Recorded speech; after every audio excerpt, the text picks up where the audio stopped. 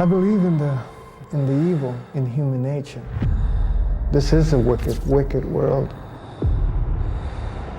In a wicked world, wicked people are born.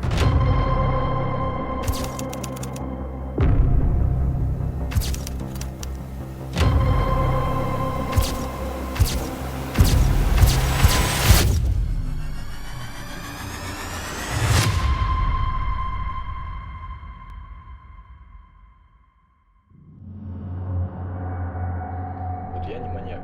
Я убийца, но не маньяк. 4 страшных месяца. С декабря 2010 по март 2011 Иркутский академгородок был скован кошмаром из-за жестоких нападений на одиноких прохожих, которых преступники забивали молотком или киянкой, чей резиновый набалдашник, замерзая на морозе, бьет не хуже металлического. За ужасное орудие убийства народная молва и дала прозвище неизвестным душегубам. Молоточники не жалели никого из случайных прохожих. Женщин и мужчин, молодых и пожилых, детей и беременных женщин, сотрудников институтов и бомжей. Охотились негодяи всегда на одном и том же участке, между остановками общественного транспорта Госуниверситет и Академгородок. За короткий срок на их счету было уже 15 нападений, в их числе 6 убийств и 9 покушений, а также 3 грабежа и глумление над трупом. Все эти жестокие преступления совершались 2 парнями – 18-летним Артемом Ануфриевым и 17-летним Никитой Лыткиным. Артем Александрович Ануфриев родился 4 октября 1992 года в Иркутске. Воспитывался в неполной семье, отца не знал, а мать, Нина Ивановна, работала бухгалтером в страховой компании. Семья ни в чем не нуждалась, но, как позже выяснится на суде, именно мать по какой-то причине учила сына ненавидеть людей, внушала, что кругом одни враги. Не раз унижала прилюдно и самого Артема. В школе ее появление вызывало стресс. Когда сыну ставили плохие отметки, она устраивала скандалы, жалуясь на учителей. Один раз из школы уволился преподаватель физики, узнав, что там обучается Ануфриев. До старших классов мальчик учился хорошо. Ему легко давались литература и английский язык, он участвовал в школьных мероприятиях и олимпиадах. Также подросток увлекался музыкой и даже 5 лет учился играть на контрабасе. Кроме того, парень был фанатом агрессивных компьютерных игр. Серия игр Manhunt была его любимой. Со сверстниками Артем общаться не стремился, держался отстраненно, возможно, из-за колоссального давления и влияния со стороны матери. На многих фотографиях Ануфриев стоит в отдалении от ровесников. Они улыбаются, выглядят веселыми, а он – спокойным и невозмутимым, как бы подчеркивая свою исключительность. Незадолго до окончания школы одноклассники сняли любительский фильм, в котором был эпизод, где ученики по очереди рассказывали о том, что такое, по их мнению, счастье. Ануфриев был единственным, кто сказал: «Если честно, я не знаю, что такое счастье, но очень бы хотелось побыстрее узнать, что это». После школы Артем поступил в мединститут и устроился подсобным рабочим в художественный музей. Строптивый характер Ануфриева уже в то время давал о себе знать. Соседи часто жаловались на громкую музыку и постоянные угрозы в свой адрес. Однажды из-за спровоцированного Артемом в социальной сети конфликта парень был избит группой армян. Милиция возбудила уголовное дело, но обвинение никому не предъявила, так как дело прекратили в связи с примирением сторон, а семье Ануфриевых были перечислены 50 тысяч рублей в качестве компенсации морального вреда. Позже, выступая на суде, мать Артема рассказала, что сын после этого происшествия стал взвинченным, агрессивным и неуправляемым. Одним из кумиров Ануфриева был битцевский маньяк Пичушкин, о котором парень узнал из телевизионной передачи. Он даже создал группу «Пичушкин – наш президент», в которую вошло 70 человек. В социальной сети у него было несколько страниц с разными именами. Одно из них – Фашик Нацик, так как Артем придерживался нацистских взглядов и участвовал в параде неонацистов. Некоторые из его комментариев к фотографиям или записям в группах, наполненных презрением к людям и рассуждениями о насилии, интернет хранит до сих пор. Никита Вахтангович Лыткин родился 24 марта 1993 года. Его прадед и прабабушка были гидростроителями и участвовали в создании Угличской и Иркутской ГЭС. Мать работала продавцом в обувном магазине. Как и Ануфриев, парень рос без отца, который ушел из семьи в раннем детстве Никиты. Позже, несколько раз возвращаясь в семью, мужчина предпринимал неловкие попытки наладить общение с сыном. Именно отсутствие отца мать Никиты назвала главной причиной его замкнутости и некоммуникабельности. До 5 класса мальчик хорошо учился, участвовал в творческих конкурсах и получал похвальные грамоты. Привычная жизнь закончилась, когда по результатам тестирования парень был зачислен в математический класс. Новые одноклассники не приняли его. В итоге и без того необщительный Никита впал в состояние глубокой депрессии. Усугубляло проблему и то, что с детства у Лыткина наблюдалось отставание в психологическом развитии. Специалисты посоветовали матери давать ребенку как можно больше свободы, не ограничивать его личное пространство. С возрастом психика парня ухудшилась. Он начал стесняться матери, старался, чтобы их никогда не видели вместе. Так вышло, что в самый критический момент Никита остался один на один со своими проблемами. Случайное знакомство с Ануфриевым определило его будущее. Хотя тот был на год старше, но как никто смог понять и поддержать Никиту. Их интересы совпадали. Лыткин также увлекался компьютерными играми и какое-то время занимался музыкой. Парни создали панк-рок-группу «Злые гномы» и даже выпустили альбом под названием «Черные полосы крови», песни которого были наполнены насилием и нецензурной лексикой. В отличие от старшего друга, Никита отучился только 9 классов, а затем дважды поступал в колледжи, сначала в энергетический, потом в строительный. В первом случае его отчислили за неуспеваемость, во втором – из-за конфликтов и постоянных издевательств одногруппников парень перестал ходить на занятия, посвящая все свободное время сидению в соцсетях.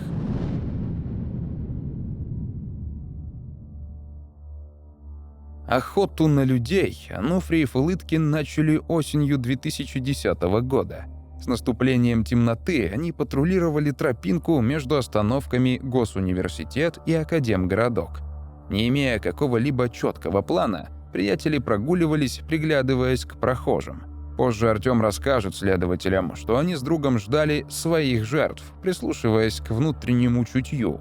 14 ноября криминальная пара совершила первое нападение на 18-летнюю девушку, нанеся ей несколько сильных ударов по голове. Что-то спугнуло злоумышленников, и это спасло пострадавшую. Возможно, все последующие преступления можно было пресечь, если бы в милиции приняли заявление Марковской, фамилия первой жертвы. Но сославшись на то, что девушка выжила и ее не грабили, офицеры в возбуждении уголовного дела отказали. Тогда Марковская сообщила на интернет-форуме Академгородка о нападении, и Ануфриев с Лыткиным вступили с ней в переписку, особенно интересуясь тем, что она чувствовала в момент избиения. Через 10 дней преступники атаковали 46-летнюю женщину, украв у нее сумку, в которой было 500 рублей. На эти деньги бандиты купили киянки и отправились на поиски новой жертвы. Ею стал 12-летний Данила Семенов, катавшийся с горки. Заметив мальчика, Никита предложил Артему его убить, назвав слабой жертвой, неспособной оказать сопротивление. Лыткин же и нанес первый удар, а когда ребенок упал, Ануфриев продолжил бить его бейсбольной битой. Завершая убийство, Лыткин вонзил перочинный нож мальчику в висок. Когда мать и брат жертвы нашли Данилу, он был еще жив, но застрявшая в пробке скорая помощь прибыла слишком поздно.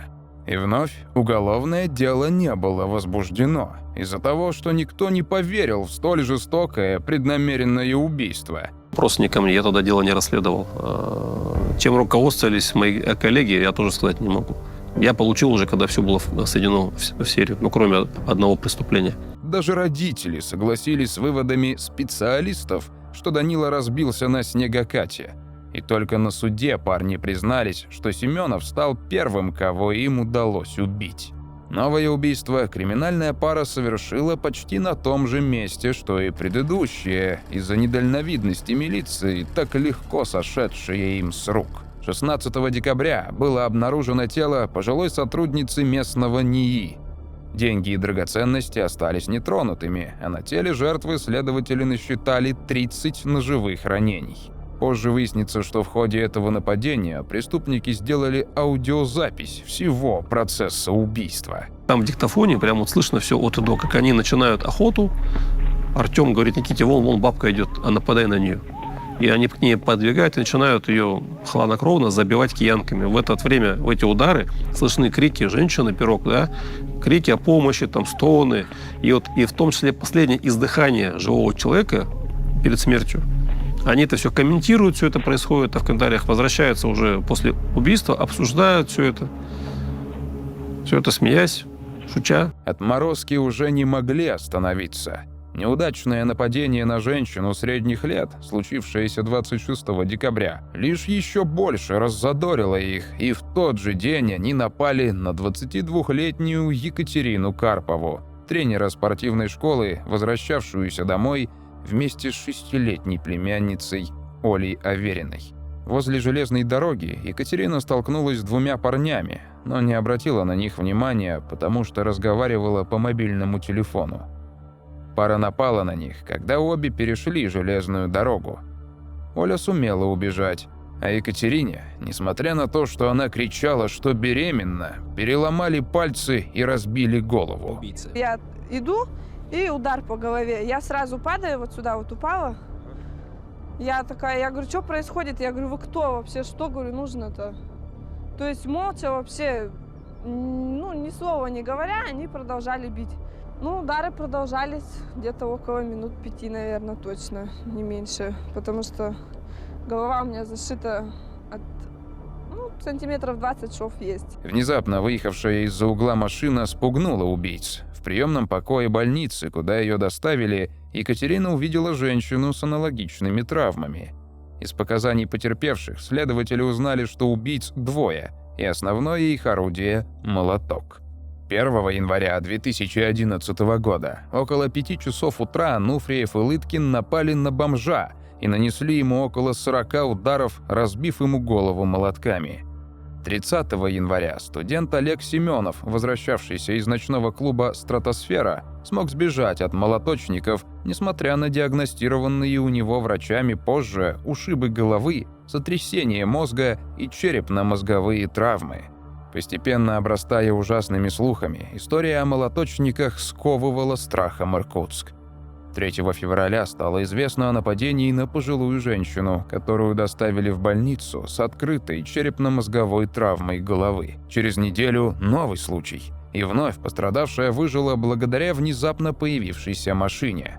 Ночью 21 февраля убийцы из пневматического пистолета расстреляли в затылок Александра Максимова. В результате жестоких издевательств у мужчины была полностью сломана челюсть, разбита голова. Максимова похоронили в закрытом гробу, а фрагменты его черепа позже стали вещественными доказательствами на суде. 27 февраля Лыткин совершает преступление в одиночку. Он не ищет уединенных мест, а нападает на женщину, сидевшую на скамейке возле дома. Испугавшись криков пострадавшей, парень сбежал, забрав с собой ее мобильный телефон. В ночь с 10 на 11 марта вновь жертвой становится бездомный. Романа Файзулина душегубы настигли недалеко от дома Ануфриева. Артем дважды выстрелил жертве в лицо из пневматического пистолета, после чего они вдвоем с Никитой оттащили тело в кусты и стали наносить ему удары ножом. Позже из окна своей квартиры Ануфриев сфотографирует труп и кровавый след, тянущийся за ним.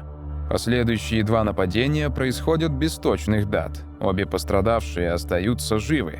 3 апреля 2011 года жертвой преступников становится бездомная Алевтина Куйдина, 1948 года рождения. Молоточники фиксируют на видеокамеру безумные издевательства над телом погибшей. Эту запись Артем отошлет своему виртуальному другу из Санкт-Петербурга Илье Устинову, который, посчитав ролик вялым и постановочным, все же распространит его в интернете. Что еще с ней сделать? 11 марта, после того, как был найден труп Файзуллина, на площади Академгородка состоялся митинг, посвященный расследованию этих ужасных событий. К тому моменту милиции уже был известен возраст убийц – от 16 до 18 лет. Как будто глумясь, Артём и Никита активно участвуют в собрании, предлагая свои идеи следствию. В Академгородке в это время велось постоянное патрулирование. Были созданы специальные дружины, уровень преступности заметно снизился, но приложенные усилия не привели к поимке убийц. В городе растет паника, вызванная дезинформацией относительно убийств. Самой распространенной среди горожан становится версия о том, что маньяк один и ему приблизительно 30 лет. Ануфриев и Лыткин так ни разу и не попали под подозрение, потому что, со слов одного из следователей, все искали чужих. Эти парни были в Академгородке своими. Раскрыть преступление помог родственник одного из убийц. Дядя Никиты принес в полицию видеокамеру, которую несколько дней назад одолжил племяннику. В памяти устройства обнаружилась страшная сцена. Молодые люди измываются над трупом женщины. Задержали молоточников дома, когда они планировали новое преступление. Парни были уверены в своей безнаказанности и не боялись, что их найдут. Следствие продолжалось более 3 лет. При передаче дела в суд его объем превысил 50 томов. Обвинительное заключение составило 12 томов. Судебные заседания начались в сентябре 2012 года. Парням было предъявлено обвинение в 6 убийствах, 8 покушениях, 3 грабежах, глумлении над трупом. Также им было инкриминировано создание экстремистского сообщества. Последние 1,5 года уголовное дело вел Евгений Корчевский, следователь по особо важным делам. По его словам, Артёму хотелось не только крови, но и славы, известности, огласки. Ему важно было знать, что на это скажут другие. Для этого Ануфриев создал в интернете группу, куда придирчиво отбирал только своих, людей со схожими взглядами. К моменту следствия клуб насчитывал более 70 человек со всей страны, в том числе немало девушек. После сообщений в СМИ об очередном преступлении академовских молоточников Ануфриев отправлял соратникам фотографии с места происшествия, ссылки на новости об убийстве или нападении и намекал, что это его рук дело. Идеологией, которую он продвигал, было человеконенавистничество. «Мы боги, решаем, кому жить, а кому умереть», – декларировал Ануфриев. Как было выяснено впоследствии, организатором и вдохновителем убийств выступал Артём, а Лыткин, боявшийся потерять последнего друга, делал все, что от него требовал старший товарищ. Артём сказал: я не маньяк. Вот там за стенкой маньяк. Я не маньяк. Хотя идейным вдохновителем и лидером всегда был Артём. Если бы Артём не сподвиг Никиту к этим всем вот вещам, у нас бы не было этой серии. Но при этом нужно понимать, что именно вдвоем они могли совершить эти преступления. Поодиночке никогда бы не сделали. Не было бы у них шансов, духу бы не хватило. Они друг перед другом пытались всегда себе доказать, что я сильнее от тебя. Вот смотри, я сделал, а ты не можешь. На суде открылось, что маньяки могли оказаться за решеткой гораздо раньше. Дело в том, что среди приятелей молоточников был некий Владимир Гусев, который знал обо всем, но молчал, так как опасался за жизнь своей подруги, проживавшей в одном доме с Артёмом. За сокрытие преступников Владимира никак не наказали. По делу он проходил свидетелем. Из-за широкой огласки уголовного дела некоторые свидетели и потерпевшие отказывались давать показания в суде. Другие не хотели вновь возвращаться к трагедии. Чтобы забыть перенесенный ужас, многие обращались к психиатрам. Периодически в судебном процессе приходилось объявлять перерыв из-за того, что кто-то падал в обморок. Поведение преступников на суде первое время разительно отличалось. Ануфриев вел себя цинично. Тщательно конспектировал опросы свидетелей, вызывая их недовольство. Но в какой-то момент вдруг расплакался и начал давать путанные показания, пытаясь повесить все на своего друга и утверждая, что только присутствовал в момент убийства, но ничего не делал. Дважды в суде пытался нанести себе увечья, не объясняя причин.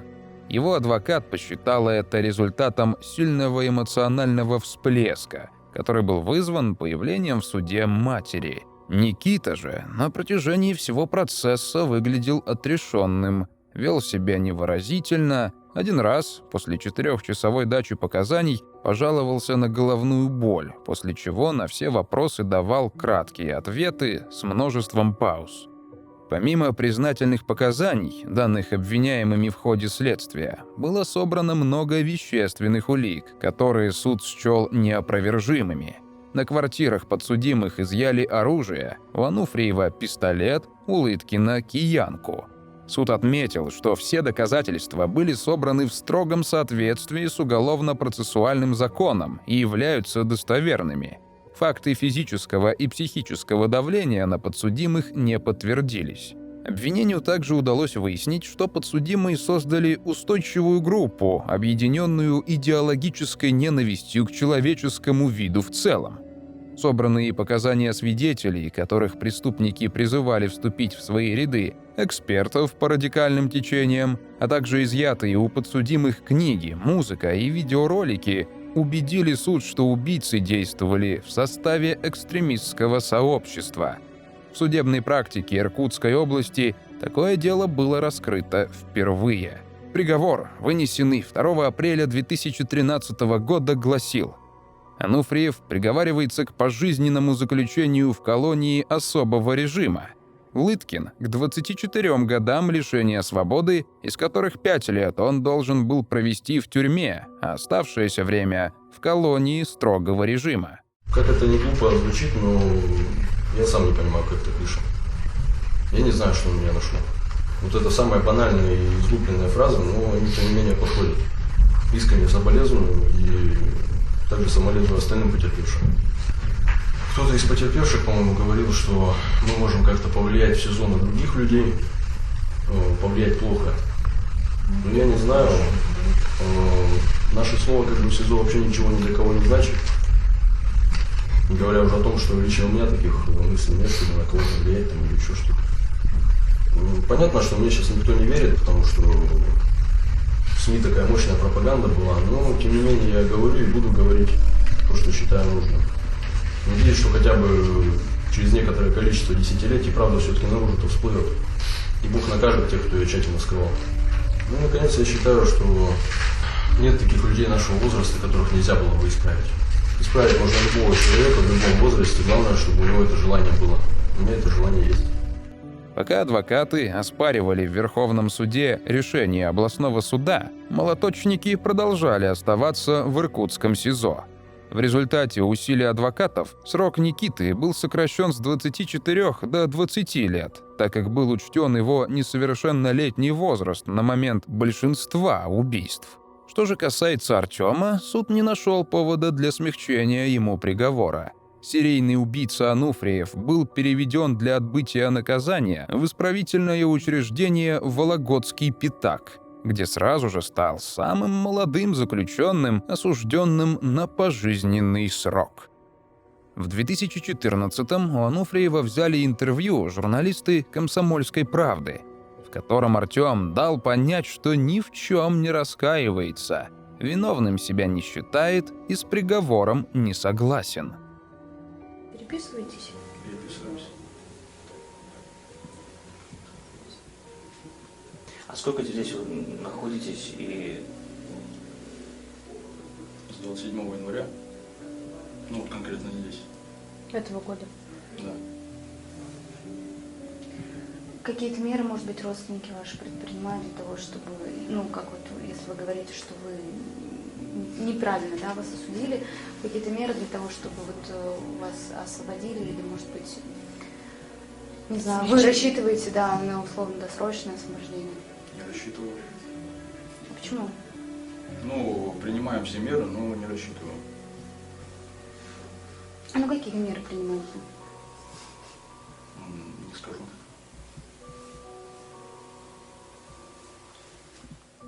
Он уверял, что его семья предпринимает меры для его условно-досрочного освобождения, но сам он на это не рассчитывает.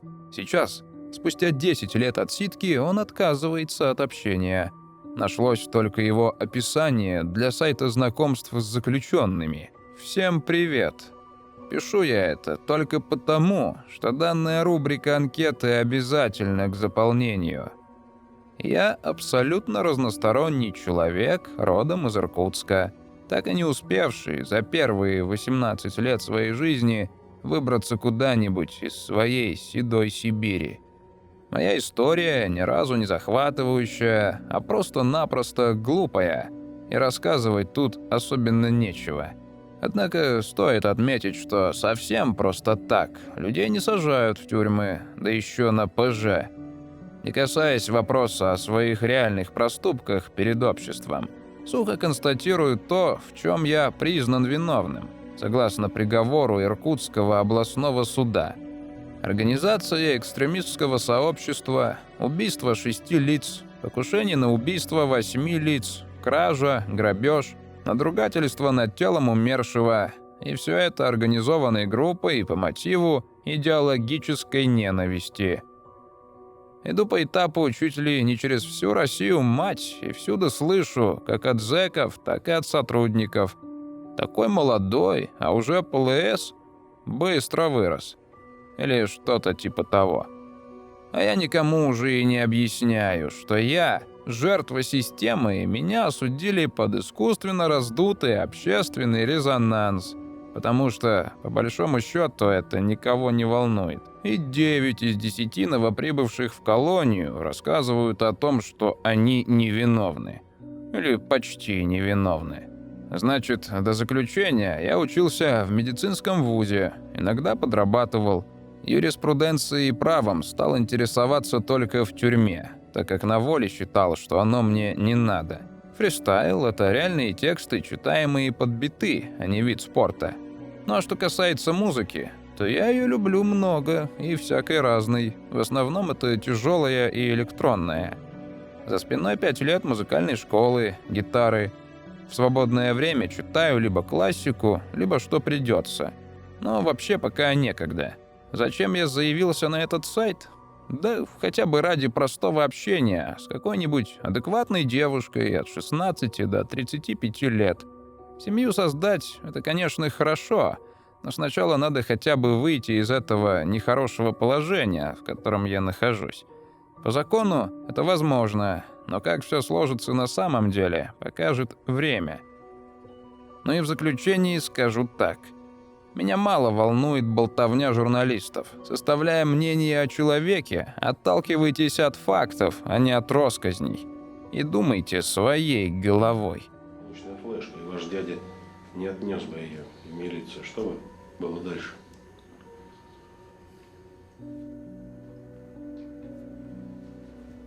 Ну, продолжали бы. Что продолжали? Ну, убивать. Я не маньяк. Вот я не маньяк. Я убийца, но не маньяк. Маньяки это вот такие вот, которые вот там за стеной стоит, которые уши режут. Никита. Да. Что же касается Никиты, то до декабря 2013 года он отбывал срок в колонии Иркутской области, а после был этапирован в Якутию. В 2015 году судебная психолого-психиатрическая экспертиза установила, что он страдает тяжелым душевным расстройством. В августе 2016 года решением суда Лыткин был направлен на принудительное лечение в психиатрической лечебнице. Но до вступления в силу этого решения молодой человек совершил нападение на другого заключенного, нанеся ему около 8 ударов по голове металлическим совком для мусора. После чего признался, что хотел совершить убийство в надежде быть приговоренным к пожизненному заключению и переведенным в Вологодский Пятак, где содержится его лучший друг. По итогам новой экспертизы парень был признан опасным рецидивистом и этапирован в Ангарскую исправительную колонию номер 7. 21 ноября 2021 года во время утренней проверки Лыткин был обнаружен в общежитии с перерезанными венами на руках. Несмотря на оказанную медицинскую помощь, 30 ноября он скончался. Сокамерник Никиты рассказал, что тот занимал самое низкое положение в тюремной иерархии, подвергался тотальному унижению со стороны других заключенных и несколько раз угрожал покончить с собой, требуя смягчить условия отбывания наказания. Основываясь на вышеперечисленных фактах, следствие предварительно объявило, что молодой человек, вероятнее всего, попытался только инсценировать попытку самоубийства, однако перестарался. Дорогие гости и подписчики канала, как вы думаете, со временем преступники начали сожалеть о содеянном? И как вы считаете, если бы милиция и окружающие были внимательнее, смогли бы остановить парней после первого нападения?